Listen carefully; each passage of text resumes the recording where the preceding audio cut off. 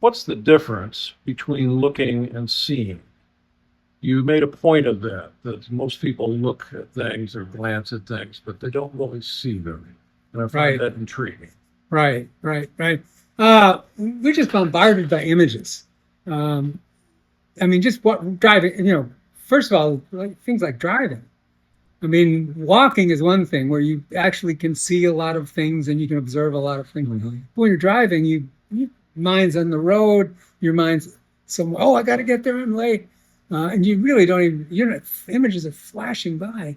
You don't really take time to look at anything. I mean, you recognize that's a red light and you stop, Right. and it's a green light and you go. But in terms of looking at details of things, you just don't have time.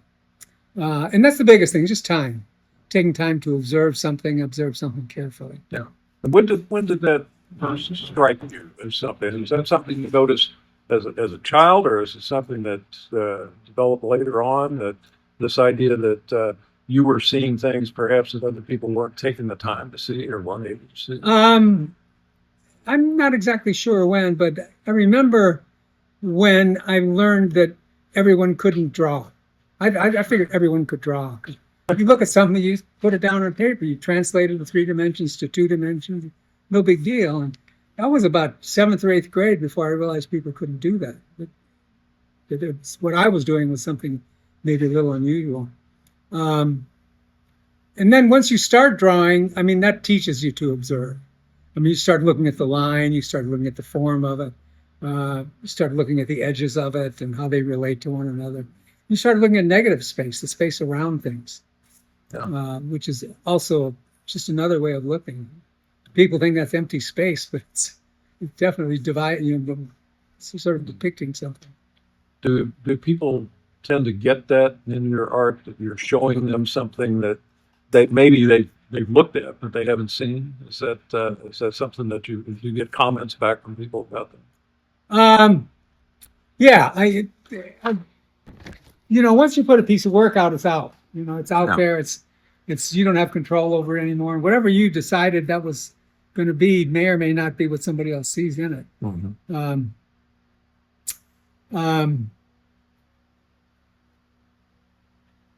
I'm drawing a little bit of a blank here.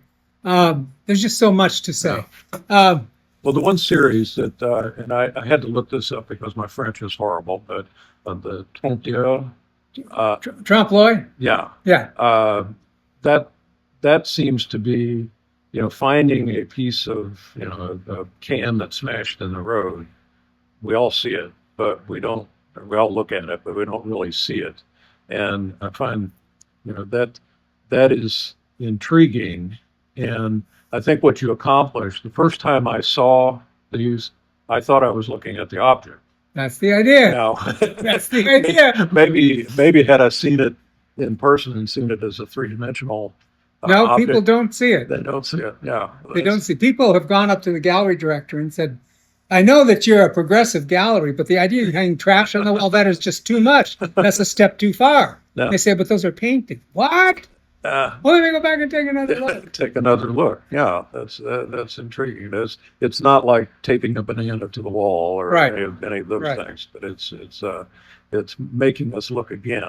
And I was curious, what was your work dependent upon what you found, or were you looking for a certain kind of thing? Was it accidental that you happened to come across this piece of metal or a piece of paper, or were you out looking for something? Um, Let me back up for a second and I'll answer your question. Okay. This whole thing started when I started thinking about time.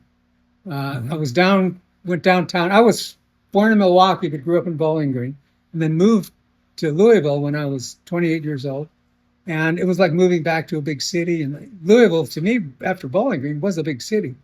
And so I just loved being all the industry and all the buildings. And I hung around. I would sketch buildings. And then I went downtown and saw all of these beautiful buildings that were being renovated.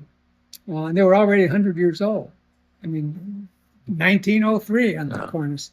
And they're being renovated. It just hit me how this building is going to go on, and generations will know this building, but not many people. I mean, you won't outlive the building. And Right. it just made me realize how short time was. At that point, I was doing all of these three-dimensional building pieces, actually not copying the buildings, but doing similar buildings with the ornamentation and the frou-frou and the beautiful arched windows, and based on all of those downtown. And they just got to be too sweet and too pretty for me. And I really wanted something that showed that age. Not every building ages like that. I wanted something that showed its age more. So I started doing buildings that were more and more dilapidated, and finally ones that were boarded up with graffiti on them. And then we took a trip to the beach. And when we went to the beach, we collected shark's teeth. That was a big activity, was walking the beach and honing your vision to where you could find shark's teeth. And we got back from this vacation. I wanted to find something here. So I went out and I was walking and found a piece of trash. And all of a sudden it hit me that a piece of trash is just a beautiful representation of something that's had a life, it's had an experience, it had an existence, and it's here for me to find it. And that became the subject, a great subject for art, an object that had gone through time, that had gone through its little lifespan, and I wanted to recreate that. So that's really what started this whole thing, was thinking about time. And this little piece of trash, it has a life of its own, of a sort. It was manufactured exactly like many others, and then it had its own individual path that led to its own individuation. I mean, no two things were crushed exactly the same way. So at that point, everything became a target. Everything was like, wow, I can do that. Oh, I can do that. And then after about 10 years of that, I started to have to get more selective because I had done so many of those things. No. And a lot of the things I looked for were things that had further resonance. A lot of cigarette packs, and this being a tobacco state, and I was a smoker for a long time, unfortunately. But Brown and Williamson was still downtown making cigarettes, and Marlboro packs were everywhere. And that was the first one I did, was a Marlboro pack. Yeah. But then that just, a lot of times as an artist, I will wander in the wilderness for a long time looking for something to do. And I just get tired of doing what I'm doing, and it loses its freshness. And I just want to do something different. And then I wander in the wilderness for a long time with a lot of things that don't work, and things that I make and I throw away. And all of a sudden something hits, and it's like the doors open. My that Marlboro pack, it's just everything sort of fell into place like tumblers in a lock. The doors open. I knew what I was going to do for the next few years at least. So you have a series. I notice you. I do. I Do do. you anticipate a series when you do the first piece? Or do you do it? You do a lot of first pieces and not exploring further. I do a lot of first pieces or first three pieces or the first five pieces, and it's just not working. And how do you find not working is really difficult. It's just not. It just doesn't work. Or something sways you off of it, then you go back and wander in the wilderness and find something else. Is it when it doesn't work? If I could explore that for some, Yeah. it doesn't work. Is it because of the texture or the content, or is it failing to achieve an idea? Yeah. Is it you have something in mind and you try it and it's not doing it? Do you then take that idea and look for some other way to express it? One of the things I'm most interested in is what goes on in the mind of an artist when they're selecting their work, pursuing their work. There's a connection between what's going on in your mind and what's happening with your hands. Yeah. The unfortunate thing is that there's beautiful things in my mind which never quite make it out to 3D. Yeah. The things in my head are always much better than what I made. Yeah. And I think if I ever made one that was exactly what I wanted it to be, that would be the last piece I'd have to make. So There's always something missing, something lacking, and you're always striving to make it a little better, or to make it a little different, or a little fine-tune the idea. And then I get to the point where I just get tired of it. I come in here and I'm just not doing another one of those today. And that's when the play starts and start putting something else together, put that aside. And I do sometimes go back to a series. I did a lot of series of frame still lifes. Small still life in a big frame, sort of reminiscent of the museum, big wide The frame. museum frames. Yeah. The joke is that you know the good things in the museum because they got the biggest frames. Most expensive. And sort of play on that idea, and also a way to use up scrap. I hate wasting things. I would, in my other work just left tons and tons of scrap, and I wanted to use it up, so that was one way to use it up. Putting these little pieces together and building things with all the little scrap that was left over. And I might do 20 or 30 frame still life pieces. And then that'll sort of, you lose its freshness, and I'll run out of ideas, and come in and I don't want to do another one today. The trash is hard to do on a consistent basis because it's so tight. So, I mean, I really I'm German. My family, I come from a family of tool makers. My grandfather was a tool maker and engineer. My dad and his brother were tool makers and engineers. My cousins had a tool shop in Milwaukee. All these Germans in Milwaukee, very precise people. And I guess some of that may have filtered down. But I want a precision. If something's there, I want to try to paint it. A lot of artists have a way of just noting things, and that's wonderful, and I love that. But that's the thing that just doesn't work for me. So. On these pieces, I noticed with the heads, which I love, I thought they were a terrific idea, but that seems to be a series that is actually one work. Am I missing the point with that? Because the variation between the objects was the essence of the work. They weren't intended as standalone objects. Well, they were standalone. Oh, okay. They were standalone, but they have more meaning together. Yeah. Yeah, but each one was just an exploration into the chance of birth of where you happen to be born. Well, that's what's tying it together for me was the fact that it was the same image each time, but you could see the variation, and that was very imaginative. I really enjoyed that. Thank you. I noticed that the subjects that you select are not based on biological things in your environment. They're based typically on man-made things. Have you worked with this idea of looking and seeing? When I'm doing gardening, you plant flowers and they come up and they're nice, but then you get close to them, and in my case, it's taking pictures of them. I begin to see what's happening. I did a picture of a sunflower with a bee in the center of it. Uh-huh. And when I take the picture, particularly, I can blow it up, I can see it. Has that been part of your repertoire as well, or do you deal in I'm not saying landscape, but besides man-made objects? I didn't see any, but I didn't know whether that was something that was of interest to you. You mean landscapes per se? Well, anything. In the same way that you would recreate the Marlboro package, would you recreate a sunflower? Would that be of interest to you? It's funny. I really haven't thought about that, so maybe not.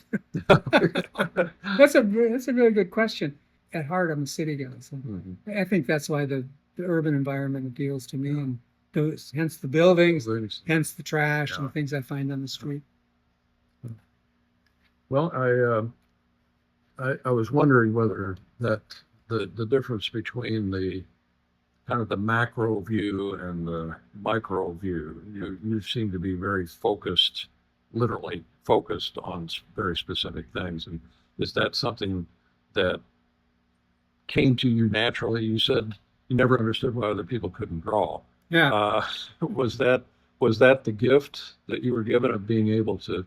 I look at the brushes here, and for me, I might see a pile of brushes. For you, do you see individual brushes or individual bristles? Is that the way you look at things? Is to look at the detail?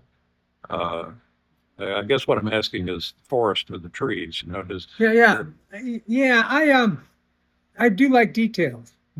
I do like details because partially because they're always missed, often missed. Mhm. And I really like. I find myself photographing things that people walk by all the time. I stop and take a Yeah, photograph. yeah, And I do like details. I like. I've never made people other than my own head series, uh, because they're so loaded.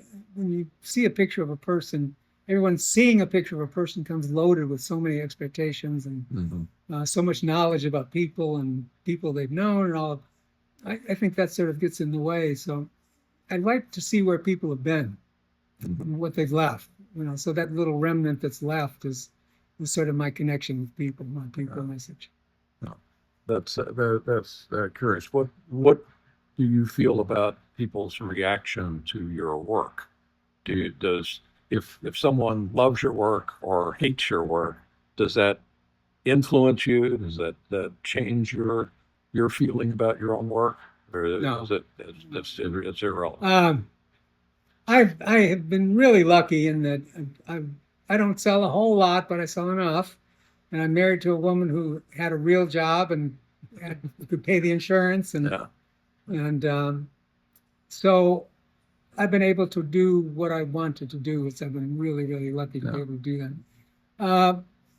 What I'm looking for is things that happen in the studio, and things that work and fit together, and you're painting something, and all of a sudden it's like, wow, that's great. Uh, Seeing a block of wood, which is sort of I find a cup on the street and I trace around and cut it out, and it's just sort of this dumb block of wood.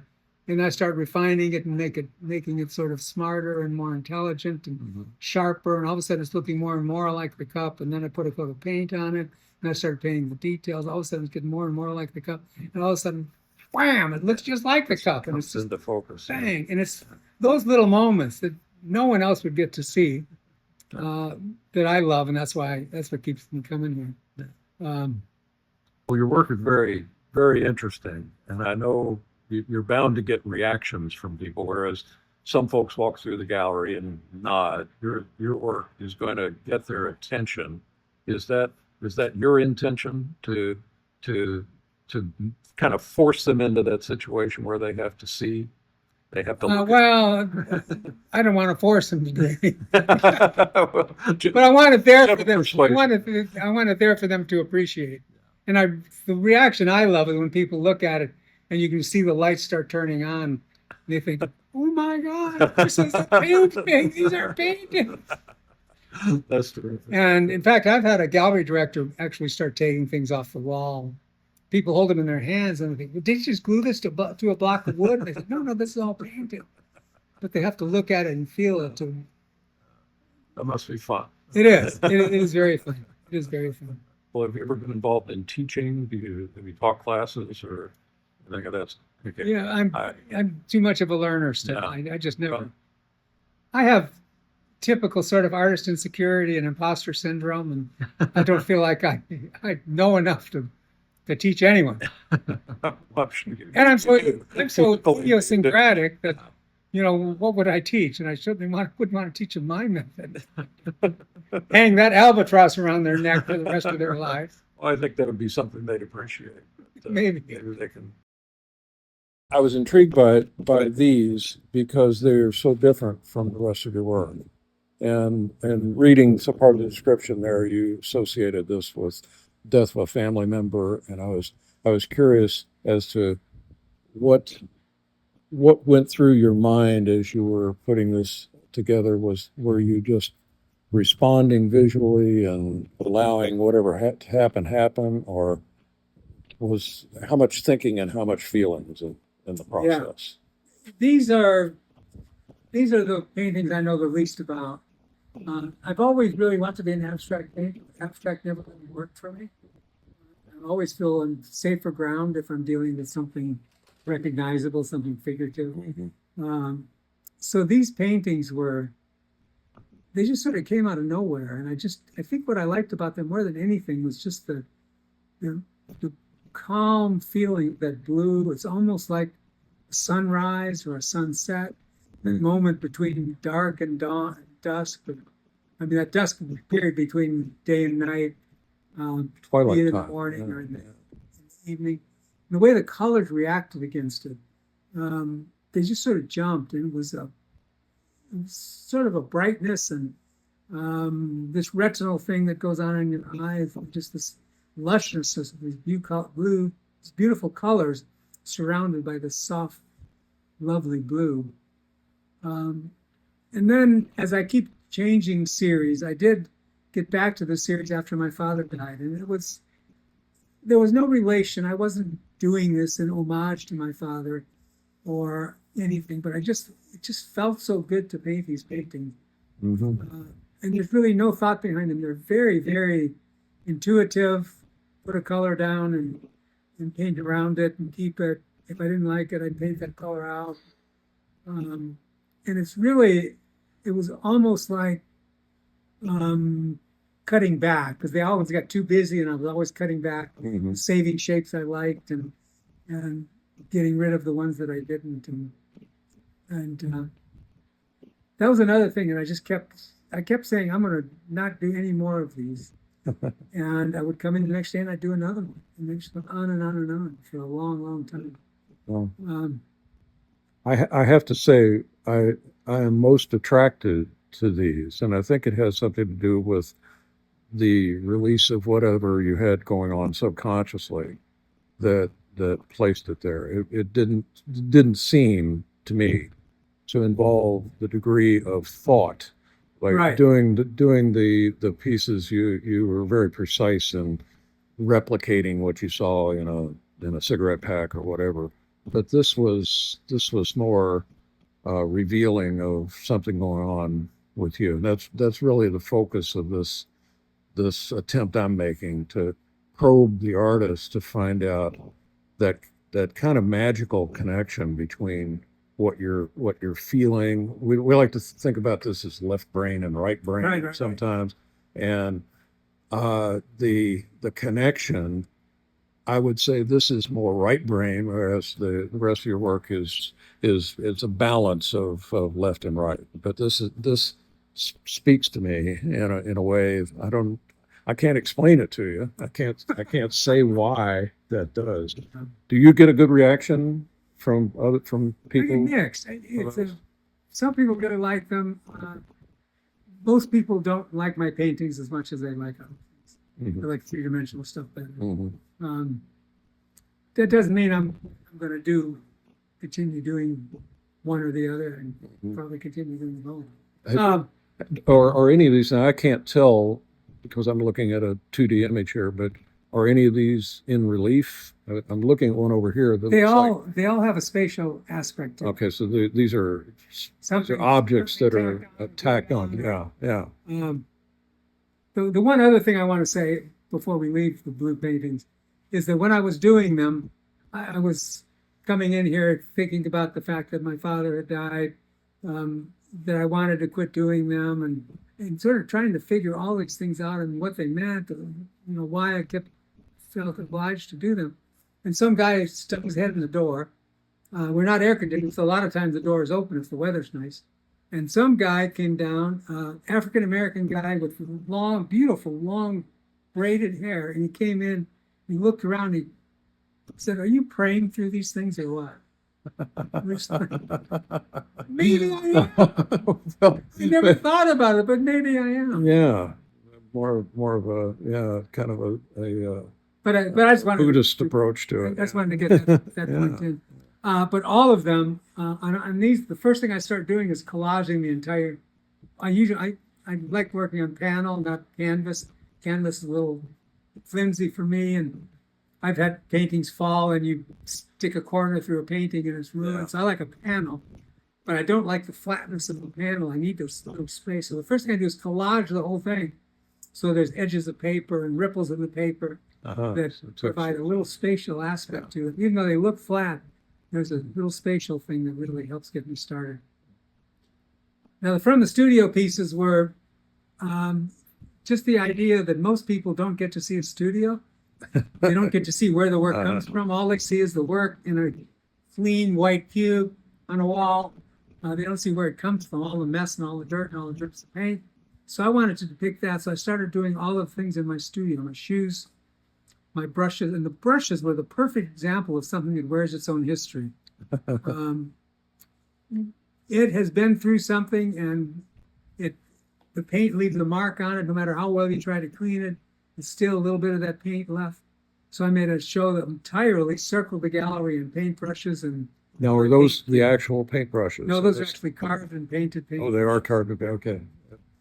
That's, you got me again. I did my sweatshirt.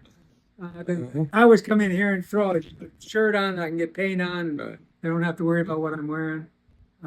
There's a stack of palette plates there. I go to the thrift store and get plates for mix my paint in palettes. So I have a whole stack of them, so I can let one dry and use another one if I use another color. Those are all clothes that I actually wore there. All my shoes.